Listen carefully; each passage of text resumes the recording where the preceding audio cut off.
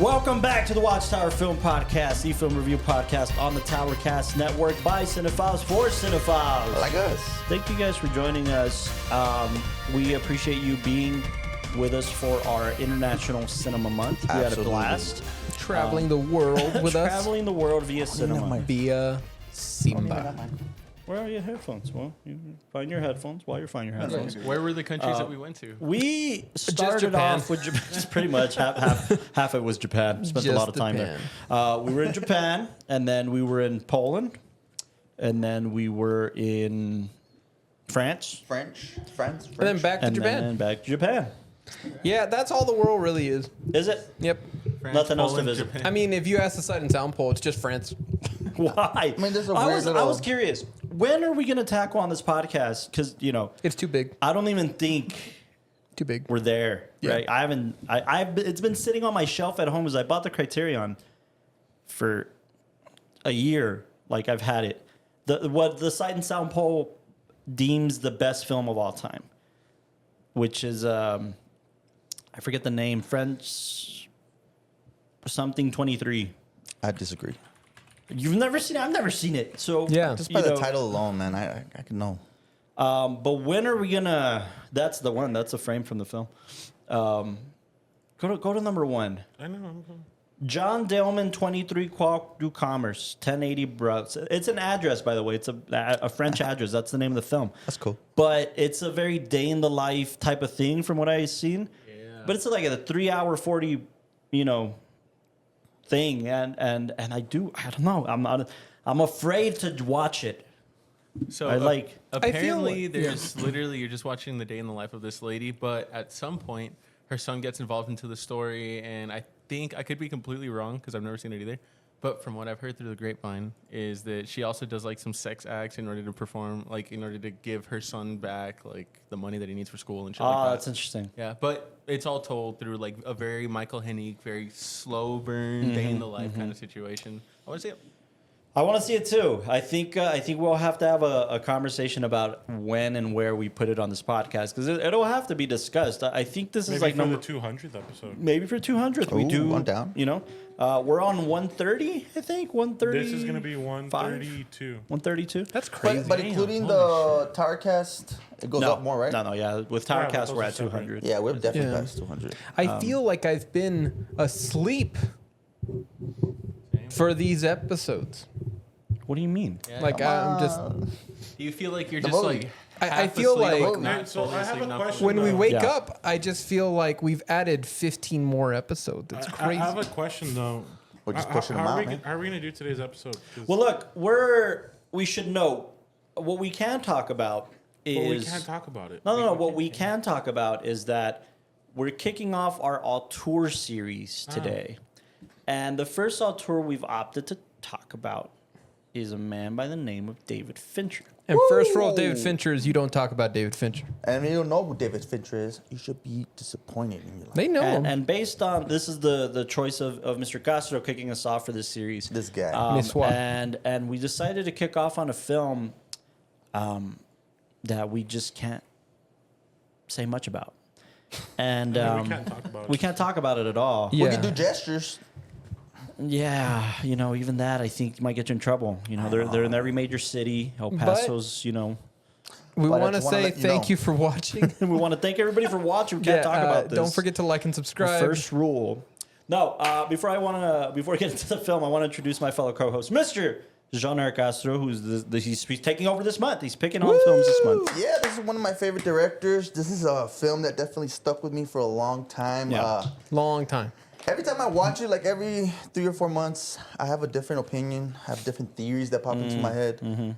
So I just want to talk to you guys to see if you guys are right with me or just wrong in general. I mean, it's absolutely this kind of fan favorite, if you will. I think a lot of people want to talk about this film.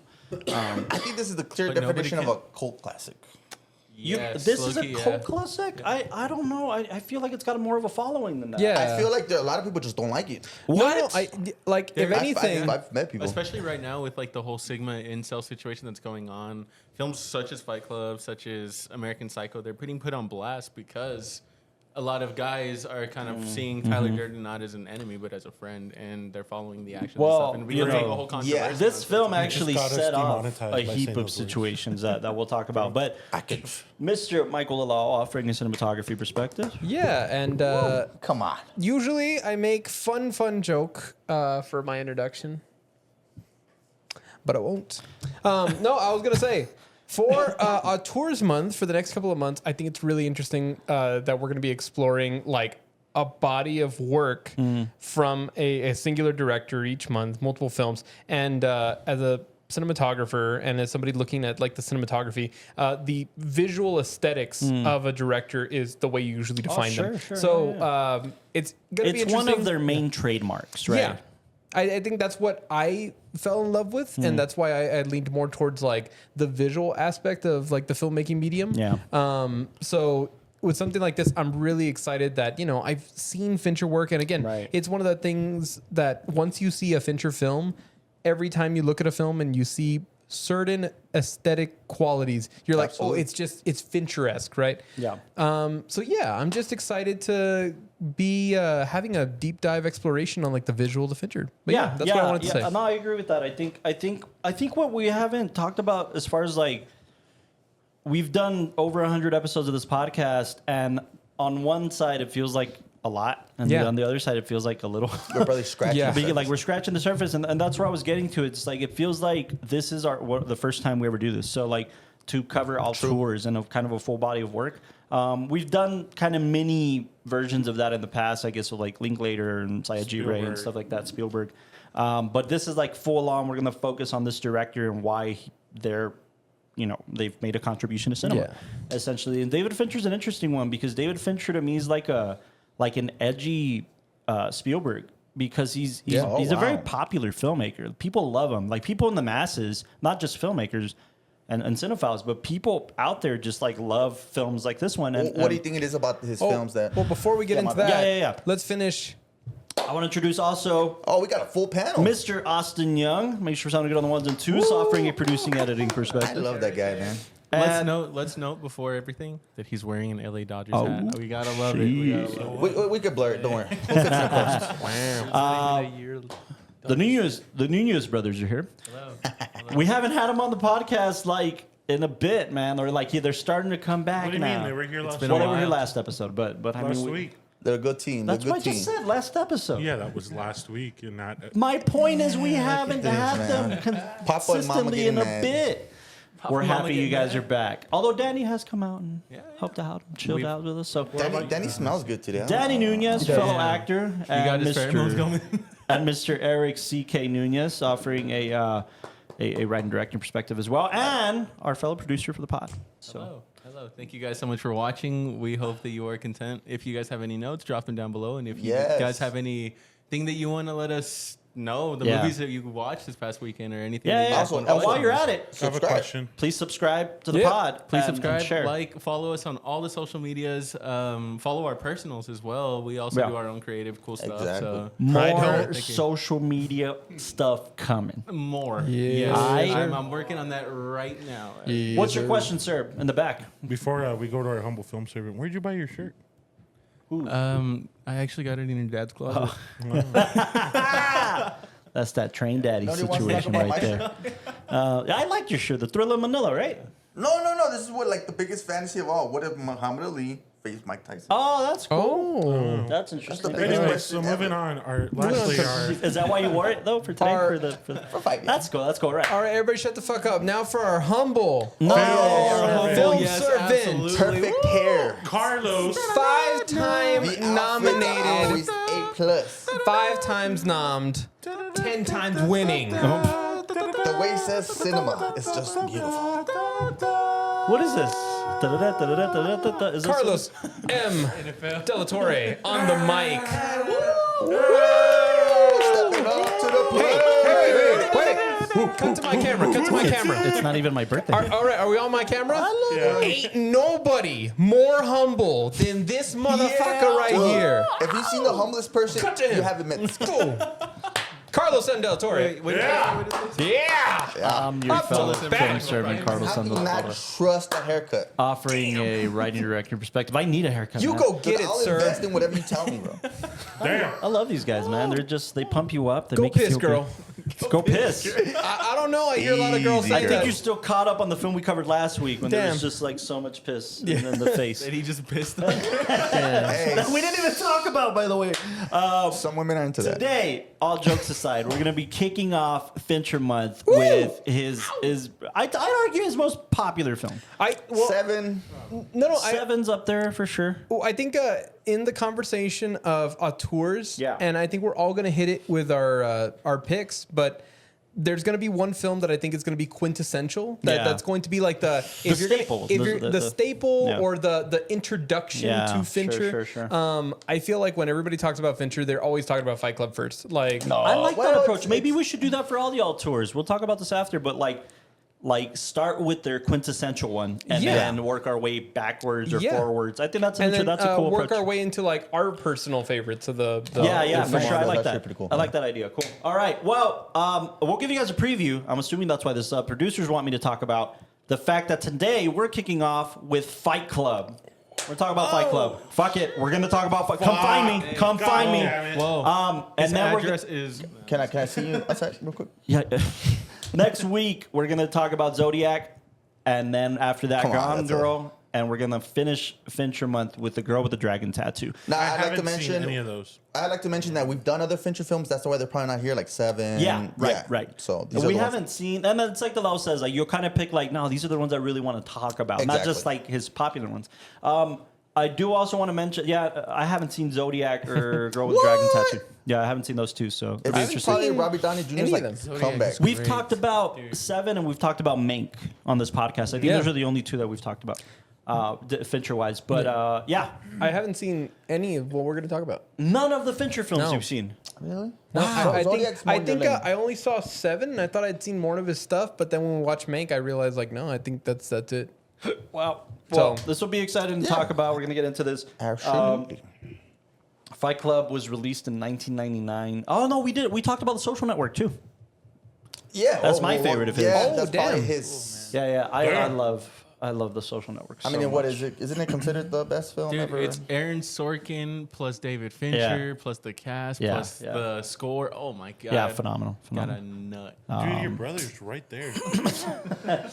Let us know, by the way, just like before we really deep dive, let us know if on this list you're like, yo, guys, can you guys really talk about this one? Or I kind of want to talk about this one. Let us know if we're missing one you feel you want us to cover. We could always, we have Yeah. time to figure it out. There's a few David Finchers out there that like are kind of fall under the wayside, but I think we're going to talk about the good ones. So Fight Club, we just screened it. I think the only first timer here is Mr. De La Hall. Yeah. Raise your hand Why so was everybody wrong can with see who you are. Hi, my name's Michael, and I haven't seen Fight Mr. Club. Castro, who's kicking this off with ratings? I want to start with Michael because he hasn't watched it. So. All right.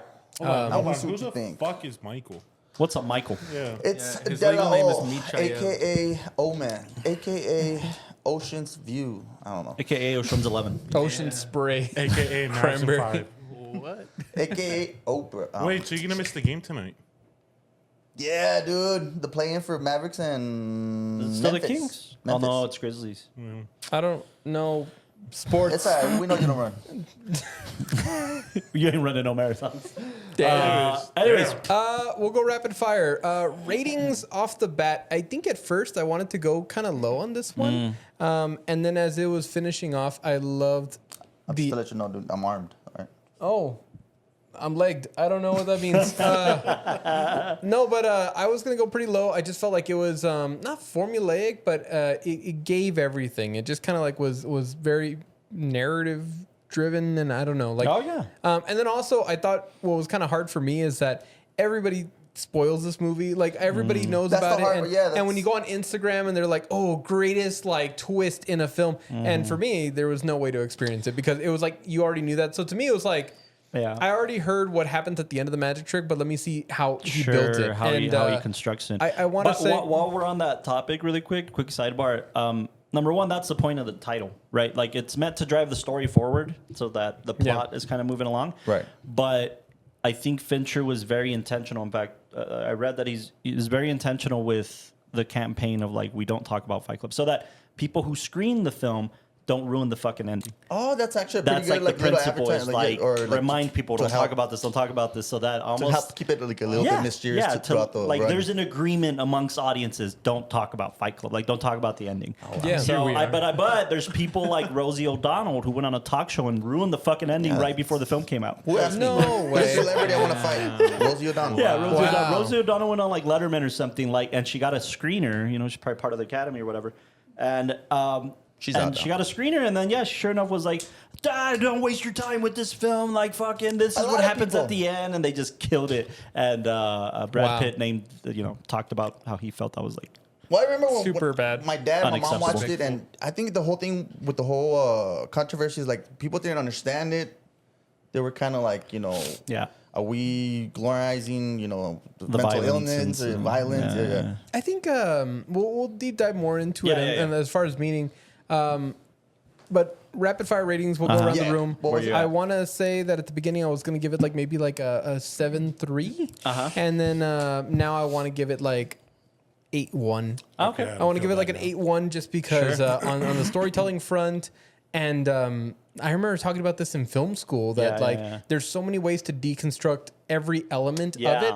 And this is definitely a big baseline when it comes to like looking at a good script Sure. that's going to give you so much to play with. And you could see in the acting and everything. So yeah, like 8.1. I think there's a lot to work with here. a lot I to like chew that. over. I'm somewhere around I don't there. feel bad You anymore. get to pick who goes next. Chris. No, we'll go this way. Go this way. Yeah, rapid fire. I'm at an 8. I'll stay at an 8. And I think it's just more than anything. I'll be honest with you. I revisiting this film because I hadn't seen it in a couple of years. Hey, where's my Blu-ray? I didn't bring my Blu-ray onto the thing. That's how much you hate it? Yeah, I fucking hate it. I have the Blu-ray. No, but I think where I'm at, Castro, and I think this is just a struggle. No, I wanna hear it. I wanna hear it. I'm gonna have to push past as we mature. It's on my desk. And I'm always interested in people that do. As we mature Criticize on this podcast and whatever, as cinephiles and what have you. And more than anything, thank you, sir. Oh, wow, I've never seen that. You're a cover. gentleman and a scholar. It's the 10th anniversary edition. Check it out. Can I take your finest steed? What? Can I take your finest steed? You could take my finest steed. Her name is Seabreeze. Interesting. So I think where I'm at, and I don't know how you guys feel about this, but we never really focus on this being part of the equation. We, whether we like it or not, are film critics, right? We're critiquing films on this podcast. We're the modern version of a film critic. Yeah. And in that conversation, you have to walk in unbiased, right? You have to walk in and I'm trying to do that a lot more. The reason I feel like I sit at an 8 is I'm not going to get too obsessed on the technical or motives or anything like that, but I'm maxing out at an 8 because of personal taste. I think that this is an interesting exploration about loneliness and an interesting exploration about commentary on society and fascism and where we're heading at. Consumerism and Yeah, all that. consumerism and it's interesting. It's a great approach and it's a great concept. But I think I've seen it done in different ways with less bells and whistles. And I think that's where my kind of the personal taste come from. Like the switch in his character in the narrator who doesn't. I mean, we can ruin it at this fucking point, right? Like, you go see Fight Club and then come back if you don't want spoilers. Yeah. But Tyler's character, or rather the narrator, we'll just categorize it that way. Edward Norton's character, it has this sudden change of heart when he starts coming to realization and wants to do the right thing. And I wanted more of that humanity, But I think that's not as interesting when you set up this like complex, larger story. And I think that's just a tasting. So I'm trying to push past the tasting. And I think as we discuss it, we'll unravel that. But right now, it hits the ceiling at 8 because it did everything right. I was going to say, It did everything right, like either- kind of cinematically and pushing even cinema forward in a lot of ways, bringing back like punk rock cinema and modernizing it in a sense. But just personal taste caps it for me at an 8. It's like, that's great. I wish he would have taken this approach or given me a little more of this. And I think that's why I sit at an 8. Okay. I think And I don't know if that's an unfair No, but approach. I but think- I don't think. My bad. Go. Oh no, I was gonna say I think that everybody's entitled to kind of like their own like Nah. views and ratings. Like no, because there's some that like we would rate really high, but then because of your taste, you're like it's like a 6. No, it's yeah, not for me, you know? I understand your taste. I just think. And I guess because Fincher, as he's matured as a storyteller, oh, gosh, you're going to hate me. As he's matured as a storyteller, he did what M. Night couldn't. M. Night, I'll give you that. I'll give you M. that. Night I'll stuck give you around on the that. twist and on leaning in on being I'm not aware. mad at that. David Fincher matured as a storyteller and said, did the thriller thing. Yeah. Gonna put that to bed for a little bit. Like going to gonna like- do Social Network, and then I'm gonna you know, he's still doing thrillers. Like his last 2 films were thrillers technically. Gone Girl kinda, yeah. Gone Girl's a thriller. I Yeah. deem that a thriller, but it's a more grounded I humanity. definitely see it. I definitely see it. He's grown as a storyteller, and also like I thought he had a lot of fun on The Killer. I had fun watching it. It wasn't the stakes weren't that high on that one. Exactly. So I had fun, but it almost felt like one of his throwaways, right? The Killer.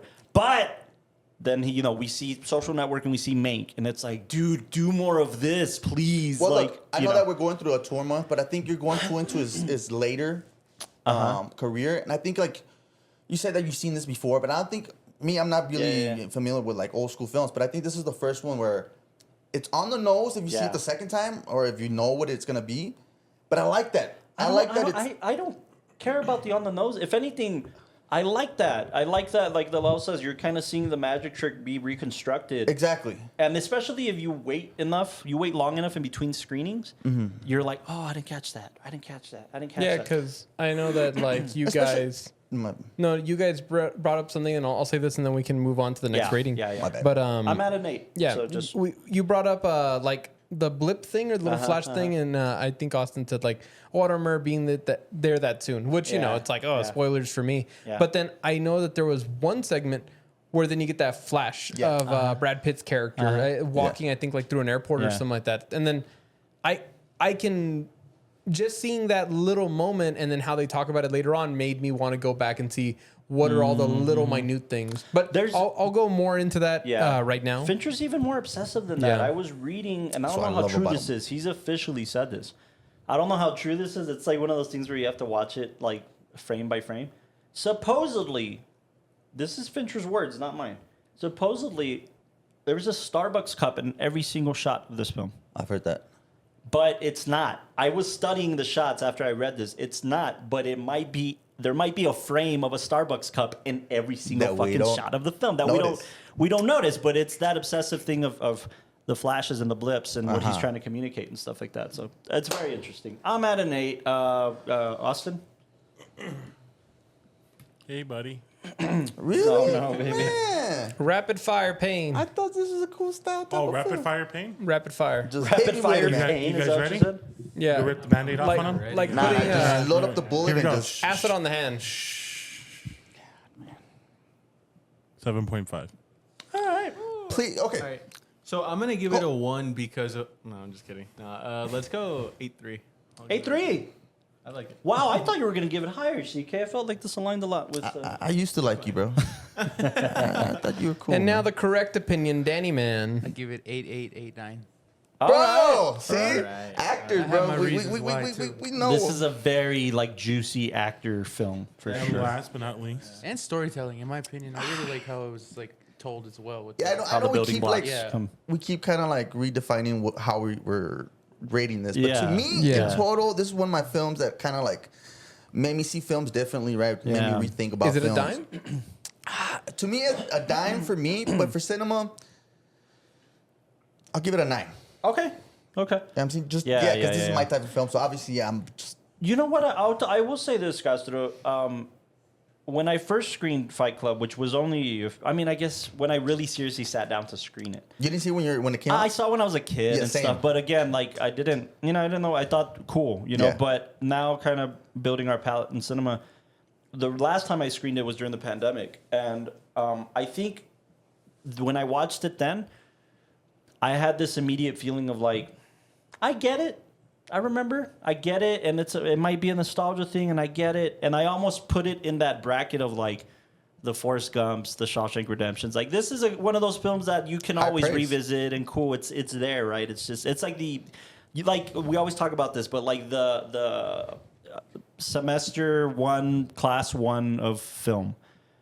I would put Fight Club somewhere in like one or two. Because it has a bunch First of class or second class. You It know has what I mean? cinematography you go into. It has Yeah. the plot that just. No, then it the does. character It does. develop- But I think but also the reason that this would be That's like not an first class. It's the palatable. reason It's easy it to would, come the reason into. it's very much like first part of the semester kind of film because like it did with you, this also gets people wanting to get into Yeah. film. Yeah. Like if you see storytelling like this, you see visuals like this, It captures you right music, away. Yeah, for it sure. hooks you. This is just it's such a It's a great, great hook. and Oh, that's absolutely. why it's a great hook for people who want to look at what a good thriller can be, Yeah. and also a great hook for Fincher himself. Yeah. I like that. You know? One thing, cinematography wise, one thing that's really cool about this film is that it follows the rules, but people don't really understand how fucking hard it is to follow the rules. Well, he hit it on the neck where it's like you can tell right away it's Fincher's Yeah, meticulous. Yeah. And that's one of the cool things Meticulous about the great nature. auteurs. Who A lot DP'd of this? a lot of them go True. through the rules, but they do it in their style, and Oh, sure, it's sure. literally just intuition. Like somebody,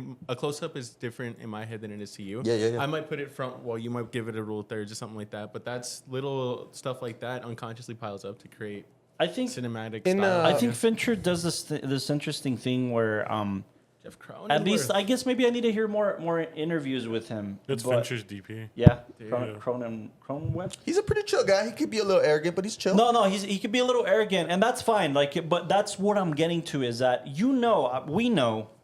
Yeah. I know for a fact that when I watch a Fincher film, I know he's a student of cinema. Yes. I know he Yes. is. Like I can tell he's It's using very technique. admirable about him. Yeah, it's very intentional, but he's not very vocal about it. See, He that's what- won't. He won't tell people, "Oh, you know what? These were my influences. Go back and watch this to understand Fight Club a little better." I think I like that. Actually. unpopular, uncorrelated opinion. I couldn't find anything on this. I think if you go back and watch Ingmar Bergman's Persona, and you watch Fight Club, it's an interesting pairing, and I'm shit, I'm for real. willing to bet Oh. I definitely it gotta watch that. inspired Okay. Fight Club in a sense. It's like a female slow burn. Yeah, version it's of a Fight female Club. slow burn Black Fight and Club.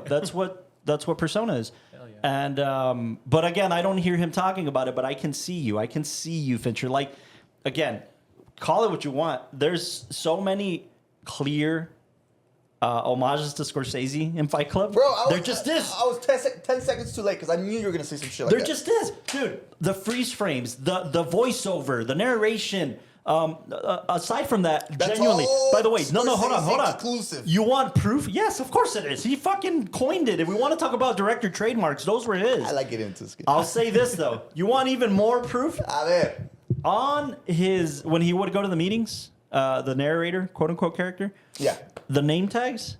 2 of the 3 names he picked were Scorsese characters. Let me see. Rupert, as in Rupert Pupkin from Yeah. King of Comedy, Yeah. and Travis, as in Travis Bickle from Taxi Driver. Hey, John Eric, I think he's stretching. Oh, come on! What No, kind that's of character? Think crazy. about the That's crazy. characters. But They're what- exactly. This is Tyler is a taxi No, no, no, driver, no. Rupert Pupkin Yeah. type character. They're delusional, but they want but it's society not- to change. They're have- not on a solo, like, unlike those characters who are on a solo mission, this guy is getting society to revolt from Right. itself, Being like from the rebellious. underbelly yeah. of itself. Yeah.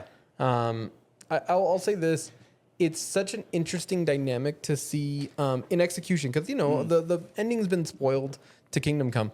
But Right. It is that. There's so much more about it. You know? I love there this. is. I love the in between. The fact that like Yeah. the premise we're set up with is this guy has insomnia, and that whole thing of like I feel like I'm living 2 different lives when I'm like awake and asleep, and Yeah. I'm just living in this little teeter. And I I really love don't know. that line. He says, "When you're an insomniac, you're never fully awake. You're never fully asleep." Yeah. Oh man, yeah. So then remember going from- into it, you at first like you really do feel you're just like almost taking a backseat drive with this guy, and he's Yeah. like, "Man, this other dude's really cool. I'm gonna keep like hanging out with him." And then as time goes on, then you're like, "Oh shoot! Now that he's realized like the glass has been shattered, Yeah. how do you undo what you did?" Sure. And you know, even like the whole "Hey, I'm your leader. You can stop." It's like, "Oh yeah, you told us that you would say that." You said you were gonna say the exact same thing. Yeah, it's crazy. It's crazy Yeah. to see how far the story goes. And again, you're It got big quick. you feel like you're in the passenger seat the whole Yeah. time. You know, I think as an audience member, you're in the passenger seat, and there's no point in time that you can see the main character able to take control of the situation. You know what's interesting is in that same sentiment. Last episode we were talking. Chuck was mentioning how in Branded to Kill, there was moments where these characters are set inside a very busy city like Tokyo, and you never feel that. Like you never like see, like he even says in one of the Tyler in one of the voiceovers, he says in this house that we moved into, a half a mile in every direction there was nobody. Yeah. And we can do what we wanted, and it was like this like pre/post-apocalyptic feel of like we're taking over the world. We know what the world is going to end up coming to, so fuck it. Let's just start. Let's just get this process started. But again, that's how he was processing like the mundaneness of life and wanting a life change and wondering what the fuck he's doing, but also wondering like it's not just me in this cubicle, it's society in this societal cubicle. Like we need to free people. We need to remind people that we're animals and we belong in the streets. Exactly. And we're going to climb on the vines of the Empire State Building because it's going to be in ruins and, shit like that. And it's covering a lot of territory, dude. Going into that masculinity, It's yeah. covering a lot of territory. And the Marla character, which I think is kind of my favorite character in this thing. I have theories, but yeah. You have theories? What are your theories? Well, one is she's not real to a certain point. Ah. Yeah, because you never see her like interacting with Norn. Well, You mean Brad Pitt, right? no, but Well, outside the fucking. outside the fucking. Ah, man, that's a different. No. Give me these theories because she's also very the ending scene is she's very like, okay, I guess I'll hold your hand while you're doing this shit. I mean, No. like it's Yeah, that's what She's kind of like. supposed to be a parallel of then him. It doesn't make sense for that. Although she isn't. I was studying that a little more because I'm like, okay, that she's perfect for him because she's kind of an anarchist too, but she's like an all talk anarchist. You know what I'm saying? She is, and I think that's what it like eventually scares her is that she's like, oh, I talk a lot of shit, but I'm not gonna go blow up a building. Or like especially when everybody sees Edward Norton's character shoot himself, or not shoot himself, but the aftermath. And at first, everybody's like, yeah, we're gonna go fight the system and all that. But when somebody dies, it's like, oh shoot, Yeah. Like, and he's like, what did you think was gonna happen? yeah, and the same with her. It's kind of like, well, what did you think this is? Yeah. Like, she thought maybe she was in you get into a relationship or a toxic relationship and you think, yeah, like it's this, it feels dangerous, so it feels good. This character feels dangerous, so I'm gonna keep pursuing this. And then like, oh no, he's not just playing a part; he's fucking crazy. Well, okay, look, it kind of leans into my other theory. My other theory is that this film could be about him not accepting that he might be homosexual. He's repressed. Oh, all right. I've heard you mentioned this. Yeah, you mentioned this earlier. Dude, and you said something like, "This is very homophobic." I'm like, "Yes." No, I have a- homoerotic. You said homoerotic No, film. I heard Because that every time there's sexual tension with Helen, with him, he doesn't want it. That's interesting. That's a very interesting And theory. then, I didn't you think know, about that. You got the Fight Club. You got man. The you got masculinity. I heard a lot of people critiquing this, that at first they were like, oh man, this Fight Club, this idea of like going out and just fighting and getting rid of all this pent up like anger towards society Aggression, in a way that you're just fighting other people who are going through the same struggle and letting out that tension. Like at first it feels like every dude's kind of dream just to be super tough and super duty Right. and hang out with all the dudes at the bottom of a bar and just fight each other. And there's no winning. It's just you get to feel tough for a while. Yeah. And, they were like, sure, on one lens, it's this ultimate male fantasy of just going out and like wrecking everything because you're the strongest one in society. Right. And the other one is that it's super like, it's super homoerotic. I Like, love it's that. just- I love that theory. I So love when that you said it, I was exploration. Although I will say that there's something that bothers me about it. Yeah, I'm not saying. I totally don't agree with those. And that's fine. But the picture he's painting is just like this male fantasy of masculinity. But I think I'm kind of want to go to your world a little more, Gaston, in the sense of like, no, this is a matter of proving that side of things is just like, no, like. So I am upset that society deems me as either this mundane man in the office or a tough guy who has to fucking fight. When I'm with this woman, I feel a little more a little more safe, a little more. But even that's what bothers me about the theory. I It's a would have lens. loved. I would have loved that. I would have loved to see their more intimate moments. But it's a lens because Yeah. you can use that whole idea of like him battling society and that justification for being a homosexual. Yeah. Like throughout, like the fact that the one friend that he kind of has throughout Yes! all this is the big boob guy, which you know it's not like he actually has like female breast organs, Right. but it's more that he's a softer, more feminine man who he himself feels ostracized by society. Yeah. And that whole thing of like the worst thing that could happen to a man is like you lose your testicles. Like that's the first group he kind of goes into. Oh, And and that's a repeated theme throughout the whole thing. Yeah, Like you that's know. basically telling him, like, even him, like, you told us to cut your balls off if you don't continue going through with this plan and this way of life and that type of shit. that at the end of the day, if you don't go through with it, then we're taking away your man card, you know? Yeah. And Have the balls to do it. You don't have the balls to do it. So we're like literally gonna take your balls off. Exactly. Yeah. And that's the crazy part is like how far, maybe this is an exploration of like how far will masculinity go? If you allow this testosterone to take over the world, they're going to blow and up fucking Of all buildings. It things goes that from- they're gonna blow up buildings with, it's soap making. Like, you know, it's this This almost feminine, Yeah, kind of like this yeah. is the bomb. yeah, because Yeah, if you it's look at interesting. like I'm not the too place he crazy. sells I'm it not- to. I'm not out there. Yeah. No, but the place he sells it to, it's a lady being like, "This is the best soap I've ever had," because they made a product that like women Yeah. also go crazy And for. see, You know, this is the world I want to live in. These are the concepts of this film that I'm like, I want to get behind There's these merit, concepts yeah. because Yeah. because the concepts that are overly It's spoken fun. about. I told my friend, shout out to Oscar, we were covering Fight Club, and he's like, dude, he like stopped what he was doing at work. He's like, you have no idea how much I love that fucking film. He's like, no, Thank and you. I'm like, in my head, I kind of told him, I was like, everybody loves that fucking film, dude. Like, whatever. Like, yes, we're gonna finally What talk do you about make it. me so mad No, about? hold on. But again, because it's a pop culture thing. It's cool to put a Fight Club sticker on your laptop Pop because it's culture, Fight yeah. Club. It's It's not like saying you love Tarantino because you love Pulp Yes, Fiction. like it's a pop culture thing. So guys I are was like, getting a little okay, no, but snotty. hold on, let me finish. Parasite, Let me Bong finish. Joon-ho.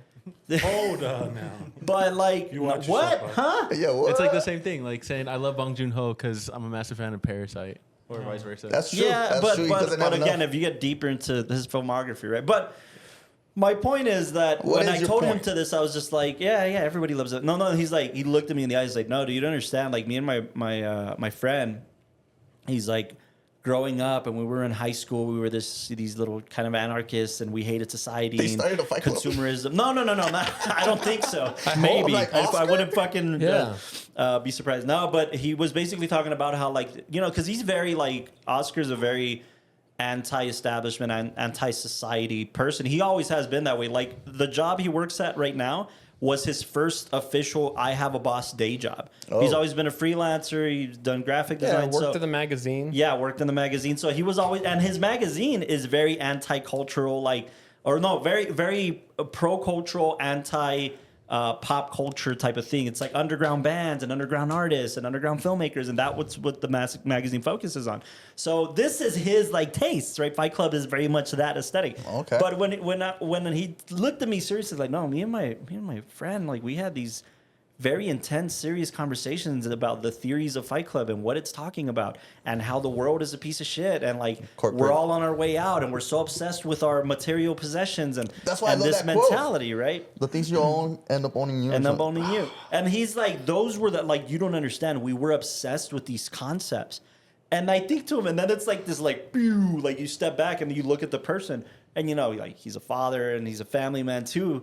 But it's like, no, he's like, when I was young, dude, I was like a little piece of shit, man. Like, I was so anti. Some people took You know, this the red. and they'll watch something like Fight Club and they're like, fuck yeah. Yeah. And that's what cinema was doing, like, in the 60s. And pushing it back. Again, that's why I can appreciate that somebody like Fincher was modernizing that feeling. Exactly. Modernizing the feeling of like, hey, let's make films that are both commercially viable and still talking about something Yeah. serious, like something that society's ignoring. frustration of- And I was reading that Fight Club was one of three or four films that like people deem as like the new wave of American cinema in the wave of late American 90s, cinema. early 2000s.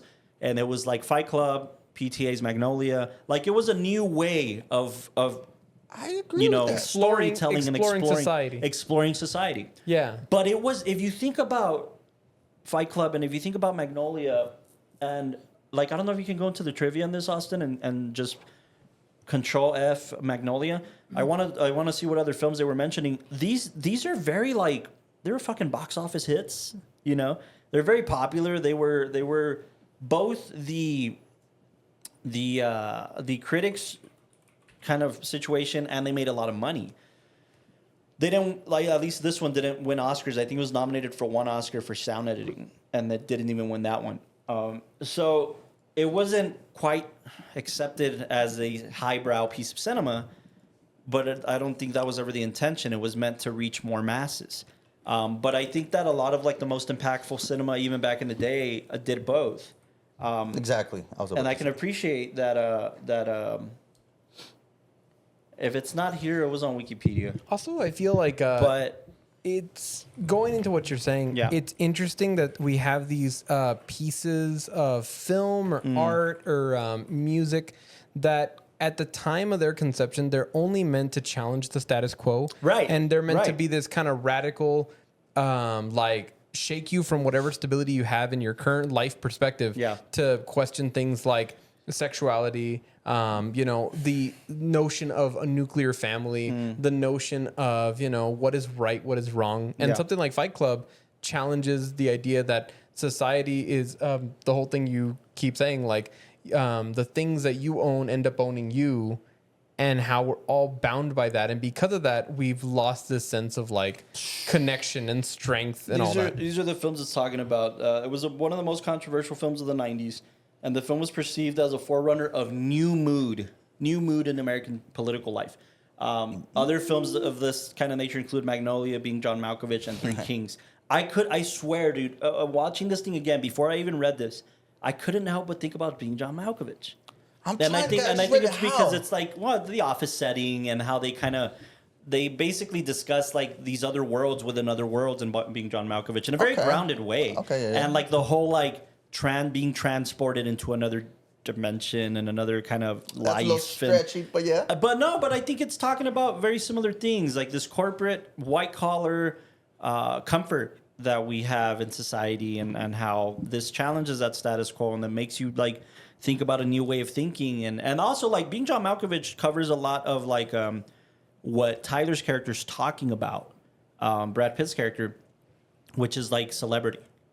It's like tackling celebrity and how much praise we give to celebrity, and like he says that in that diner scene, which by the way was all improv. That diner scene, the first like bar diner or whatever where they're sitting on the booth. Yeah, that's hard to believe because it's so good. I know, but Brad Pitt. No, they did 41 takes, and Brad Pitt was encouraged to just riff, just to play. And both of them were encouraged to riff. And of those 41 takes, they'd get this piece from take 4 and this piece from take 39 and this piece, and they just construct a conversation. See, that's why sometimes you need 40 takes. And dude, this is the first time I realized that.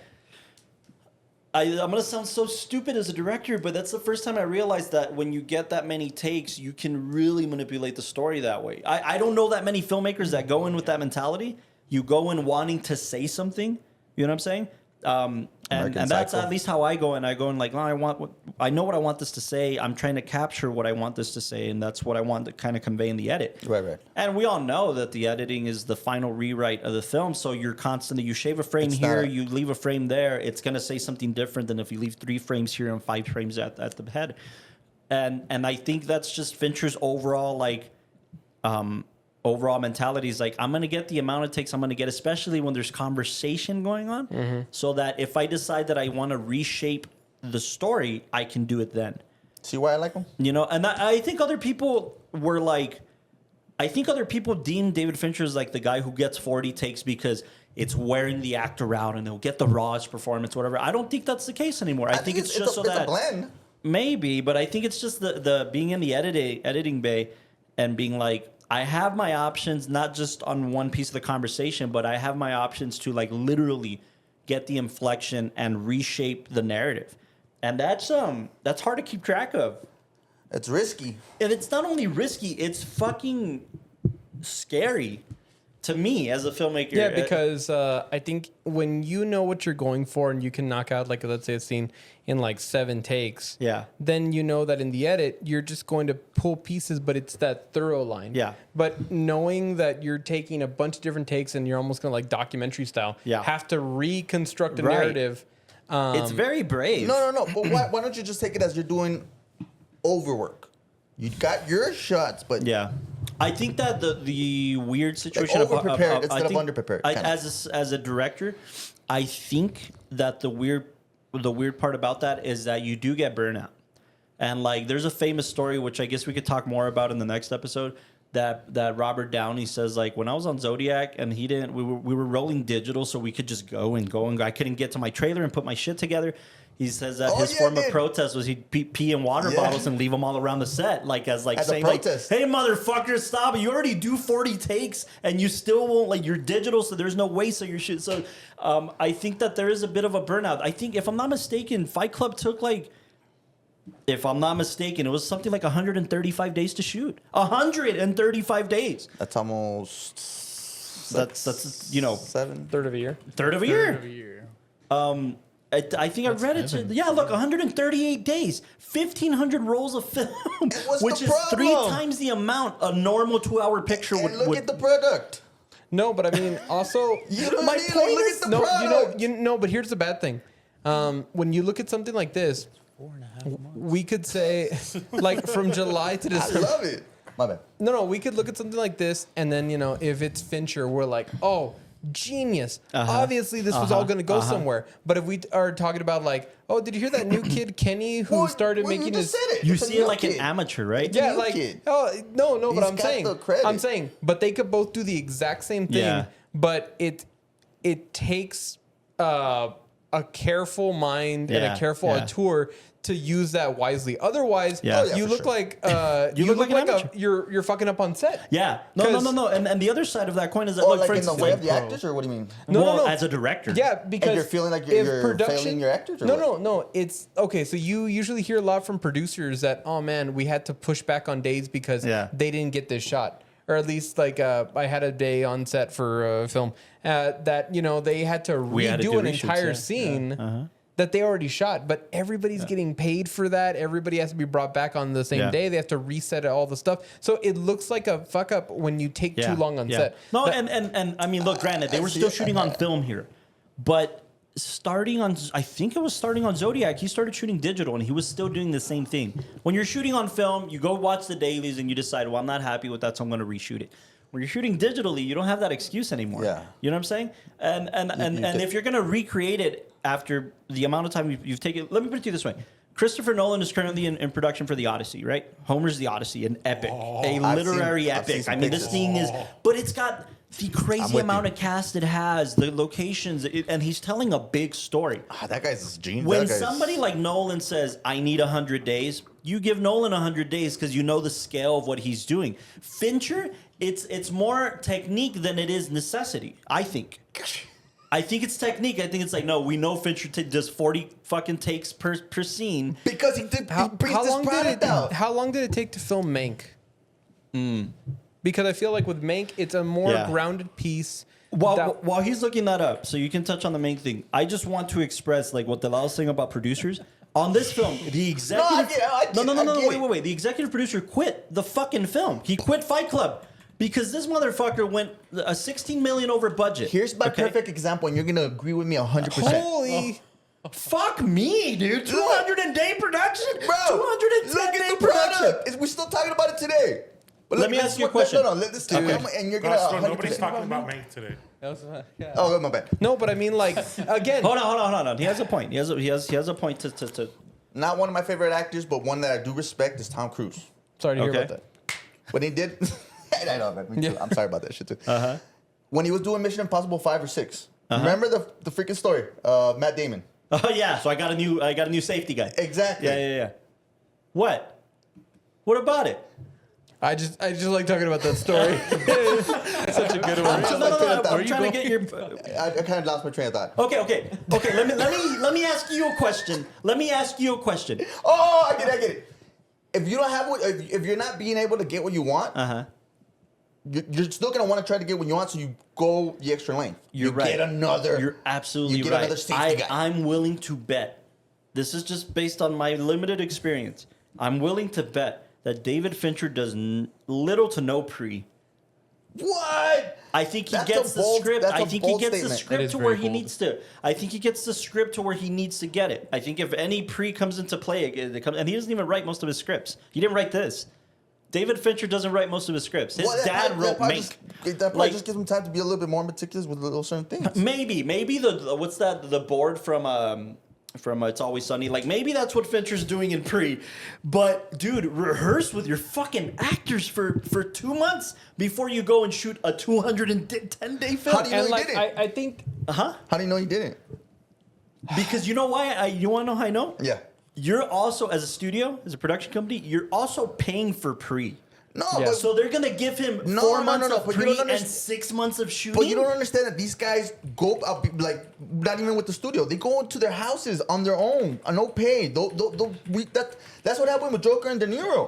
They didn't go to the studio. Then hey, we gotta pay for the No, they did it on their own.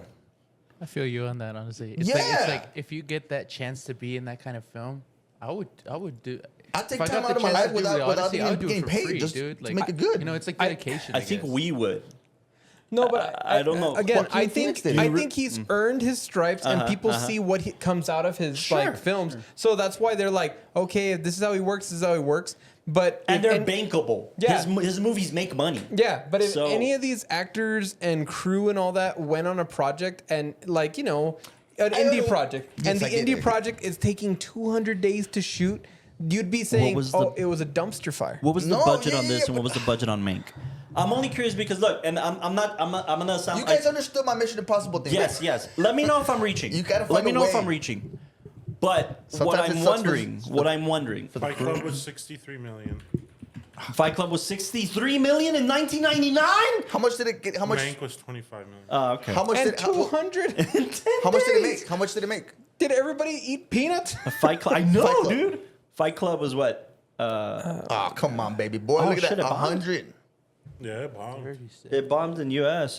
No, I made 100 worldwide. It bombed because people didn't understand, but then it became a cult Yeah, classic. yeah. Well, worldwide, overseas, it made its money. Let me ask you this. And if I'm reaching, you guys tell me. If you're like, Carlos, come on, that's a weak point. Tell me. But I'm starting to think about, and I can't talk about why, but I'm starting to think about the resourcefulness of shooting a feature film, right?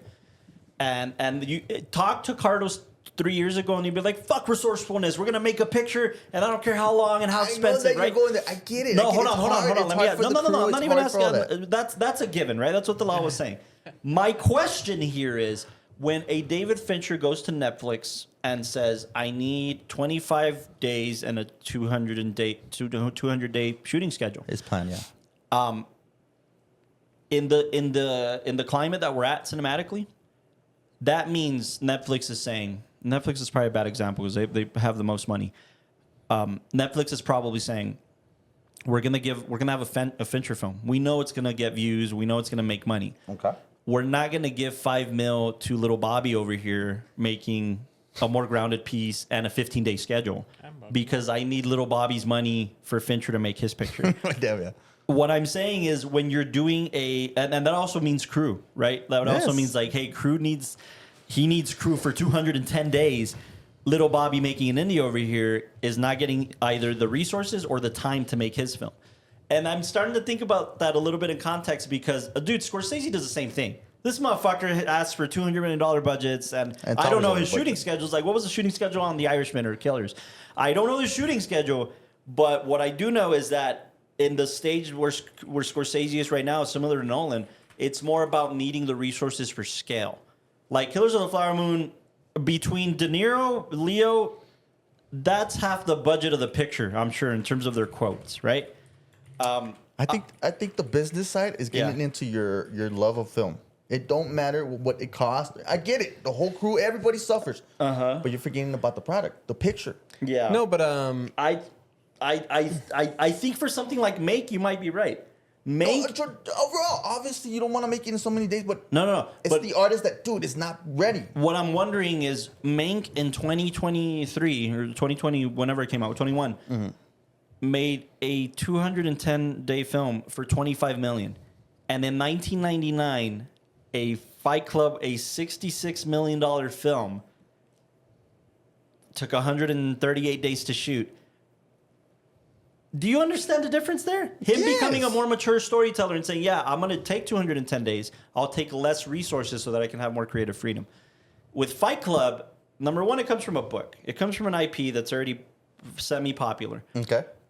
He has all the heat in the world off of Seven, right?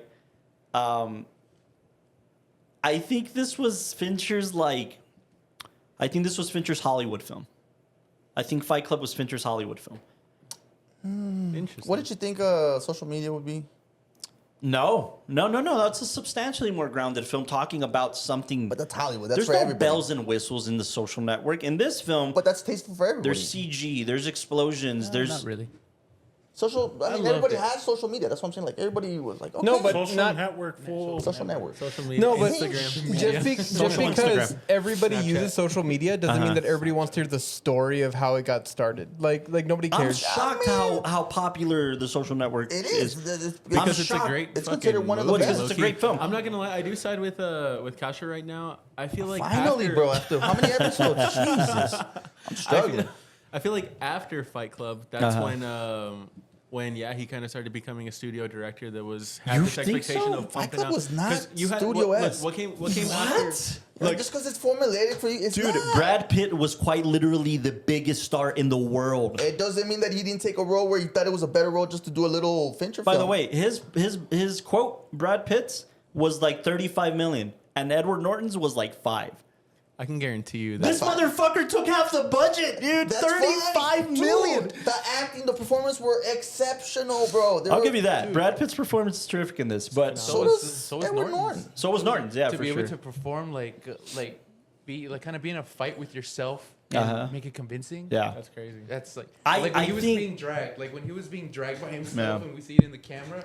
I'm sure that they had to get I think they had to do like the Invisible Man and Or straight up have strings. somebody in a green suit Yeah. like go and I pull hate him that. because it was I don't so know. good. I just feel, and again, maybe it's just that residual feeling of feeling like Fight Club is a pop culture thing right now, That's exactly what it or is. has been a pop culture thing for a long time. I think this is like I've always kind of deemed Fight Club as a studio picture. Like to me, it is a studio picture. It's not him making an indie or like it's, you know what I'm saying? Like it is a studio picture. It's very popular, Yeah, because just look at the scale and of I his mean films. scale and technique too. By the way. Yeah, because when you look at like What do you mean scale of the film? Like just what's scale going is on like in the film? no, No, I no, mean no. like What they had to do like for the film. What they the had to do for the practicals, the sets. I mean the set design for that house was immaculate. But it's a house. It's not like you're No, out no. in the field. No, you know- could tell that place was probably all constructed from scratch. Like That's fine. I think that's a little bit less Yeah. expensive No, than but going I mean, out of state. We Compare- might be getting into the Yeah. the weeds. the weeds a little bit, but Well, to your actually- point, hold on. actually, To your point, that opening shot, the 3D. We're in the trash can and we see all the. It's making a point, right? We're gonna. The IKEA part, No. The trash bin, the office thing, the opening, like where there's like stuff stacked on top of each Well, other. the first shot we see It's 'cause I is wasn't from here. this microscopic view of him, and then it goes to the gun in his mouth. Yeah. No, I'm talking about the Later the on, trash they do a bin. similar scene. I know exactly what you're talking The about. trash Yeah. bin thing took 3 weeks to render. which one? Real quick. I don't know if you want to pull it up or not, but No, but it's- what is it? What happens? It's literally just like I guess them showing like all the shit that people throw away. And it's all the brands. And it's all the brands, the high Starbucks Oh, and okay, this yeah, and come that. on. That's all Yeah, the. it's in the opening, right? When he Yes. looking Yeah. through the trash can. Yes. It's like literally right after the shot that he's like scanning, and you hear him like. Oh, it's yeah, like yeah. Got it. 3 weeks to render. Can you imagine how much that thing cost? That Honestly, shot dude, alone. When it comes down to that, But, hey, this we're talking argument about it, right? alone just shows how We're much of a talking about studio it, right? film The it trash was. can? Yeah. Come on, Because baby.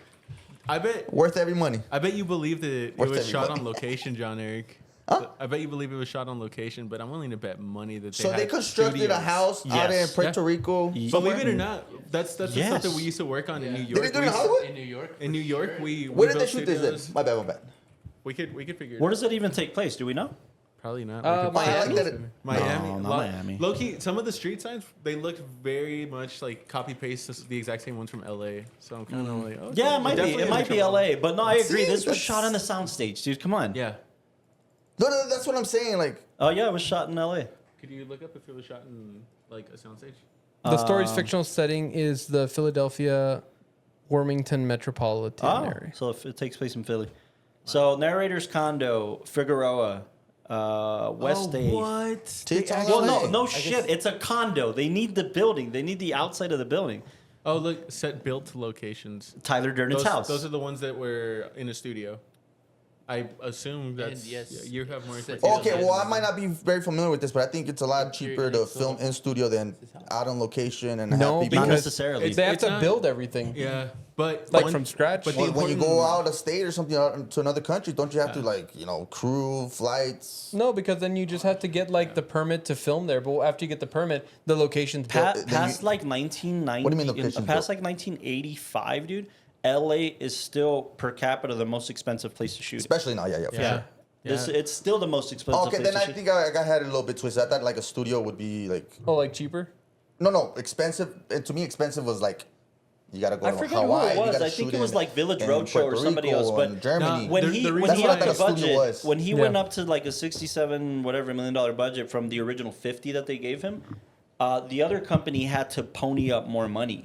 Like the production company, it wasn't even like the studio wanting to take the risk. So like, yeah, what Did it- usually happens in like the studio or like just in filmmaking situations in general is, let's say you decide to film in a studio in LA, when you get the tax breaks as a company, you get money back. yeah. But in Right. LA, you're only going to get, I don't want to fuck up the percentage, but you're only going to get a small percentage compared to if you shoot at a studio in New Mexico, you Yep. get a higher percentage of that money back. So that's the reason why right now a lot of people are leaving, or they'll choose to literally, because See, it's even cheaper to film, to buy the tickets, get Yeah. the shit for the crew, all the see, equipment, I had it fly it over totally to New wrong. Zealand. And I think and the then- I had it world totally that wrong. you're living in, Castro, Yeah. is totally right. Yeah. But it hasn't existed since like 1950s. Oh, okay. See, The studio era was the studio era for a reason. The LA was fucking farmland. Yeah. Los Angeles, Hollywood was farmland. So like that's why they were building sound stages there. And it's like, yeah, we can make them for cheap. We have a studio to make all of our films in. Yeah, Yeah, save all was, the props. Back Yes, in the day. that There's was literally back in like the an day. area called Studio City over Yeah. there. yeah, my Studio bad, City. my bad. Yeah, it's kinda You know cool. what kind of reminds me of what you just said? Do you know that Eva Longoria saved John Wick? Oh, I heard about this. That she ponied brought up the in, money. She ponied up the money for the difference, right? Who'da Yeah. thought? But that's my look. Again, I don't want to get into the weeds yeah. here, and I know we're getting pretty close to wrapping up. But like, I don't want to get into the weeds about this. I think maybe I'm wrong. Maybe I'm coming off of like the popularity of the film. But I do think that there was a lot of bells and whistles to be able to make this film happen, and that's not a bad thing. This film needed it. But I do think that for the same reason, it's his Hollywood film. It's his opportunity to say, "Fuck it." I might even throw this out there. Aside from Gone Girl, this might be his most expensive film. I think.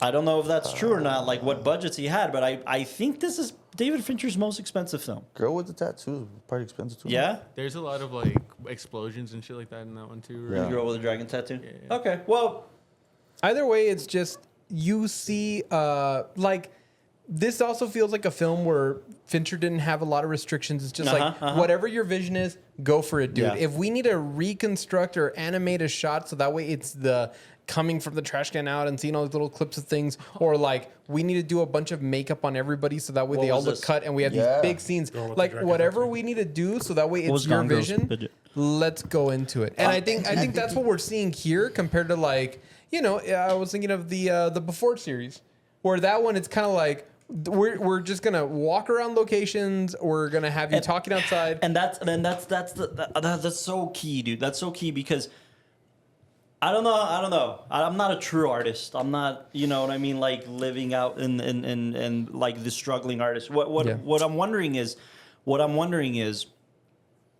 this this film's about money, right? This film's about consumerism and how people like They've had enough of it. yeah, they've had enough of it, and then they want to revolt, and they want society to change, and it's as much about that, like blowing up the creditors and the credit card companies and shit like that. It's as much about that, but it took so much to prove this point. And I think that what the cinema I've been inspired by heavily didn't need all the bells and whistles to prove a point. You know what I'm saying?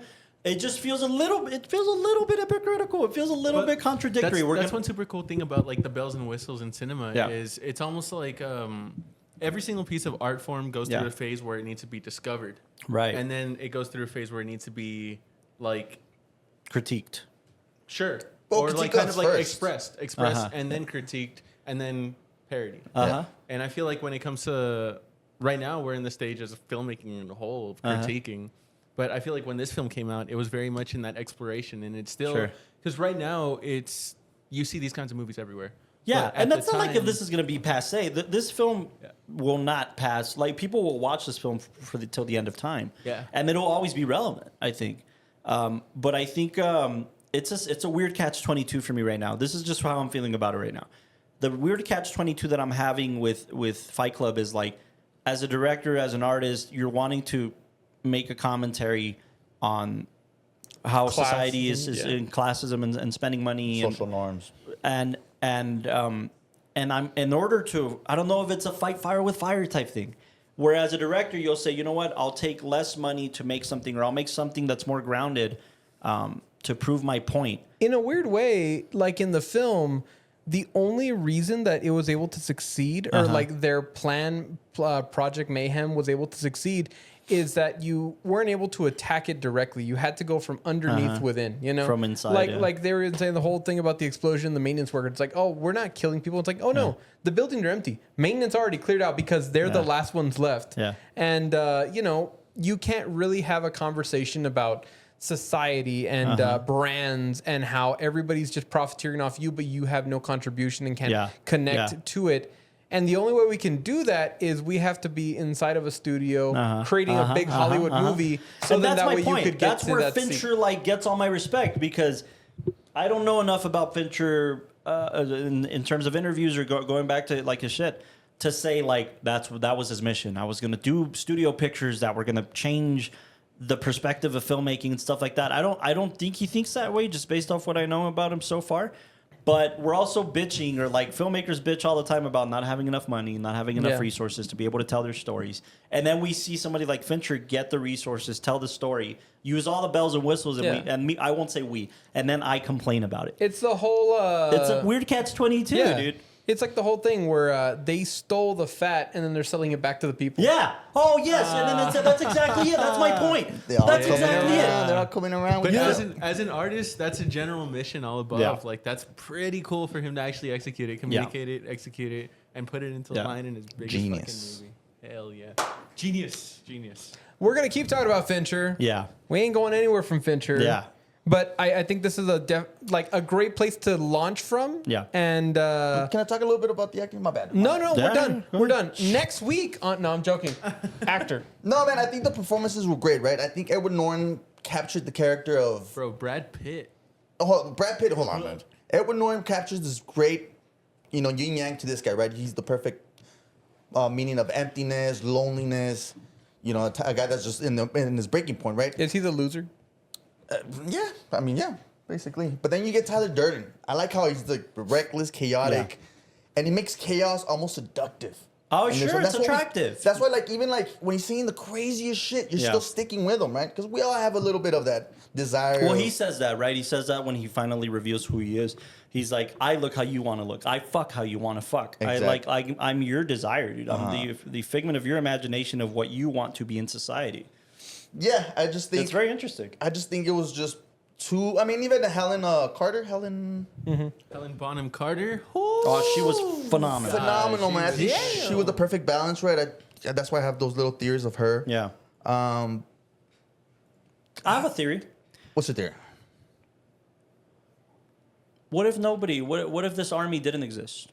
What if this? What? What if this army was a figment of his imagination? There's a conspiracy also? that he died in the car crash, and he was asleep the whole time. What if this film is just all part of your imagination? No, but genuinely, like, what people just appear out of nowhere when he's in the building and he shoots himself, and his army comes up, or you know what I'm saying? Yeah, yeah. No, because the guy said something like, oh, you're gonna love this place because it's got the prime view for like the show. Yeah. And But I so- thought that was just a him thing. I didn't think he was like, hey buddies, come on to this because building. it's the same way where like when they're at the house and they're all Yeah. getting around the TV and that's the prime view to look at like what they did, you know. So I figured it was like yeah, that. I don't know. But It's a very TV. I will say, film like, thing. Helena Bonham Carter's portrayal of this character I thought was terrific. There's a very popular story that she modeled her character after the last days of Judy Garland's life. Oh wow! So if you know Judy, or go watch like the Renee Zellweger film Judy, and how her last days were, and very like depressing and shit like that. That's who she modeled her look, her whole persona. To the point where David Fincher, even on set, would call her Judy. Say, "Yo, Judy, we're ready for you," or whatever. Like that was that performance. Even considering like the you know how like on a production shoot it's never chronological.